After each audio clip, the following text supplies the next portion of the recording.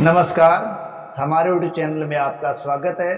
हमारी मेवाड़ की कहानी चल रही है। उस मेवाड़ की कहानी के पिछले भाग में हमने महाराणा लाखा के बारे में देखा कि किस प्रकार लाखा को आर्थिक परिस्थितियां हैं वो मजबूती से सामने आ गई और उनका जावर की खान निकलने से, पानी की व्यवस्था होने से राज्य व्यवस्थित हो गया। लेकिन राणा लाखा के जीवन को इन दो बातों के बगैर देखा जाए तो गलत होगा। और ये दो बातें हैं, उनके विवाह से जुड़ी और दूसरी उनके द्वारा नकली बूंदीगढ़ की विजय। तो देखिए, सबसे पहली बात उनके जीवन में रोमांचकारी है, वो है उनके विवाह की घटना। दरअसल घटना इस प्रकार की है, बताया जाता है कि एक बार मारवाड़ के रणमल ने अपनी बहन हंसाबाई के विवाह के प्रस्ताव के साथ नारियल मेवाड़ भेजा। मेवाड़ में राणा लाखा के दरबार में ये नारियल लाया गया और ये नारियल राणा लाखा के पुत्र चूड़ा के लिए था। तो लाखा ने हंसते हुए कह दिया कि ये अब नारियल हमारे बुढ़ों के लिए कौन लाएगा। जब ये बात उनके पुत्र चूड़ा ने सुन ली तो उन्होंने अब ये प्रण किया कि वो अपने पिता का विवाह करवाएंगे और उन्होंने ये बात मारवाड़ से संपर्क किया इस बात के लिए। तो मारवाड़ के रणमल ने इस बात का पता इस प्रकार लगाया कि राव चूड़ा है वो मेवाड़ का आगामी उत्तराधिकारी है, ऐसी स्थिति में विवाह नहीं हो सकता। यदि हंसाबाई से उत्पन्न पुत्र मेरा भांजा मेवाड़ का उत्तराधिकारी हो तो ये रिश्ता हो सकता है। तब कहते हैं कि चूड़ा ने ये प्रतिज्ञा ली कि वो किसी भी प्रकार के राज्य का दावा नहीं करेंगे, ना तो वो खुद राज्य का दावा करेंगे, ना ही उनके वंशज कभी मेवाड़ पर राज्य का दावा करेंगे।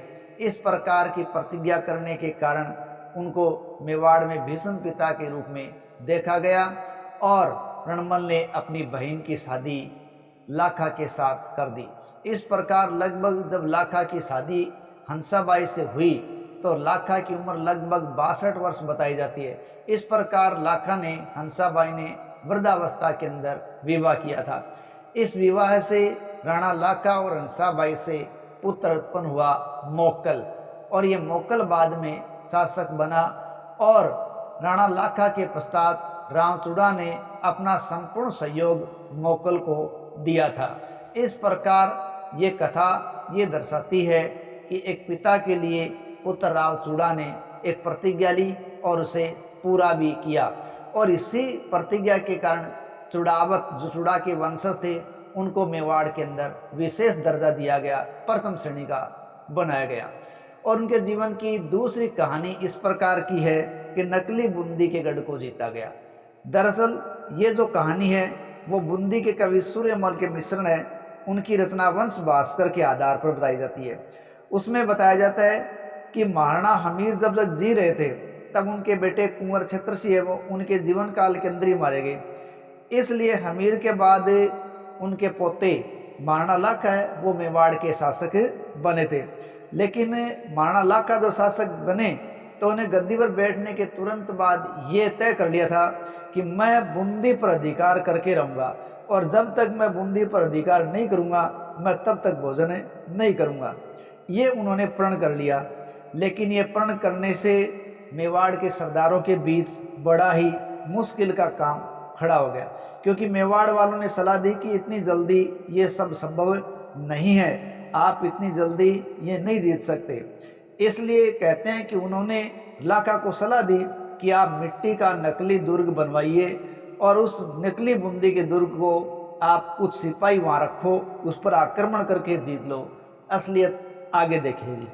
महाराणा लाखा ने कहा कि यदि ऐसा है तो उस नकली बूंदी के गढ़ में कोई हाड़ा राजपूत रक्षक होना चाहिए। तब ऐसी बात जब सरदारों को पता चली तो उन्होंने बम्बावता के राजा हालू के दूसरे पुत्र कुंभकर्ण हाड़ा को वहां बूंदी की रक्षा के लिए 300 सिपाहियों के साथ तैनात कर दिया, जो कि नकली बूंदी का गढ़ बनाया गया था। दरअसल बम्बावता के राजा हालू के दूसरे पुत्र जो कुंभकर्ण हाड़ा थे वो महाराणा हमीर के समय से ही मेवाड़ में ही रह रहे थे, इसलिए कोई इसमें समस्या आई नहीं और कुंभकर्ण हाड़ा ने उस नकली बूंदी की दुर्ग का रक्षा का बेड़ा उठाया। तब महाराणा लाखा ने इस नकली बूंदी पर आक्रमण किया और उसमें भयंकर संघर्ष भी हुआ। इस नकली बूंदी के दुर्ग को बचाने के लिए भी हाड़ा शासकों ने यानी कुंभकर्ण हारा ने अपने सभी साथियों के साथ अपना प्राण दे दिया और इस प्रकार नकली बूंदी को राणा लाखा ने जीत लिया था। इस प्रकार की कथा राणा लाखा के जीवन से जुड़ी हुई है। तो ये कथाएं उनके जीवन में अलग ही महत्व रखती है, जिनके बिना लाखा के जीवन की बात करना बेमानी सी होगा।